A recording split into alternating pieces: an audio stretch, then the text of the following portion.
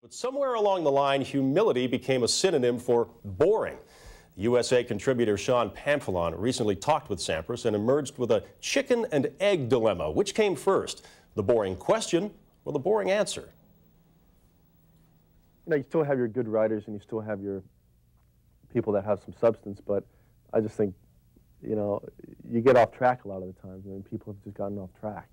I find. I mean, watching Sports Center, it's like watching, you know, cops. You know, it's like all these guys are, you know, getting in trouble, and it's just times have changed. You know, and I always think of what would Babe Ruth be like in today's society. You know why you're here, don't you?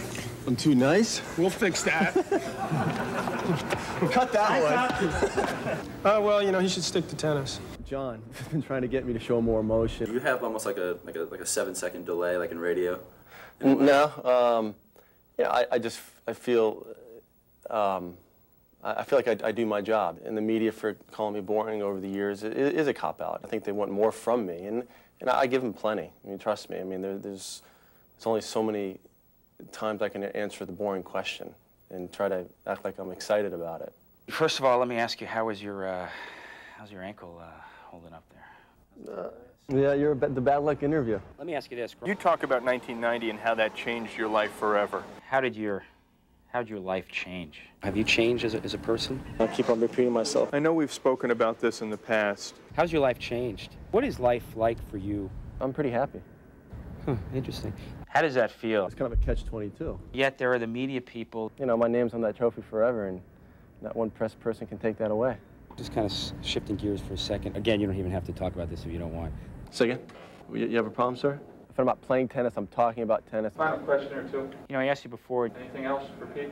That's a common question. It's tough to watch. Why are you dominating the way you are right now? In your eyes, what is the state of tennis right now? I don't know. It could be a little bit deep for me. I just want to finish. Let's get Pete here. Pete, do you have a sec? I just want to know your feelings about I was always taught that to keep everything inside. I could remember some more, but we don't have all day. Let's build our way into the bigger scheme of things. Is my food still there? Do you want to talk at all about your new female companion? Sure. What do you want to know? People don't really ask me much about it. I don't like talking about my personal life and who I'm dating, who I'm seeing. I know you have to give up a little bit being who I am, but there comes a point where they don't know, every detail of my sleeping habits or whatever. What's your dating situation like? Not much to talk about there. Is it hard because of your schedule and everything? Yeah, it's hard with my schedule and the effort that I put into it. I'm just kind of, there's not really much there. Are you shy? Very shy. Do women approach you a lot though? Just depends on the situation. Yeah, it's been known to happen. When women come on to you, what's like the most? I'm going to see your Wimbledon trophies. Usually they come up to me and say that. So I invite them over to my place and we hang out, and they bring their girlfriends over, we go to a couple strip joints and go to Vegas for the night, and that's my life. Not bad. Pretty boring, huh? I just make it a point when it is about the sport, and I think we're getting a little bit lost in kind of what we're talking about. I mean, it is about if you're winning and losing, and, the other stuff is the other stuff. I think people know me well enough that I'm an athlete, nothing more, nothing less. I don't think people really know you, though, one. And two, I mean, I've been watching a lot of your interviews. You go in and out of Pete speak.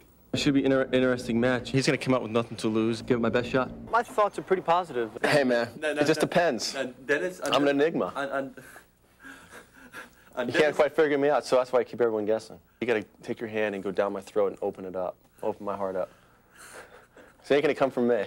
You were talking about something, and like in the moment, and then you sensed that it might be going in the wrong direction, and then you drew it back in. Yeah, that's my strategy. I'm not going to tell you all my private thoughts. Some things are better left unsaid. Like what? Well, you asked me. Ask me a good question. Ask me a really, good thinking question. Edit that question out. Those are good questions. Depends on the question. If you ask me a good question, I might say something that might get you a better job. Well, I'm trying to see what you were saying, and now you're completely playing with me. I'm trying to screwing with you. On a serious level, what are the things that affect you? Well, it's like watching the news and seeing death on the news. Sure, that affects me. I mean, it's sad. I mean, to see the if it's a war or the bombings in Oklahoma, I mean, that affects you. I mean, how can it? But just, you know, seeing an interview that someone breaks down to, or someone that gives you inspiration, I mean, that stuff moves me. Who inspires you? Who inspires me?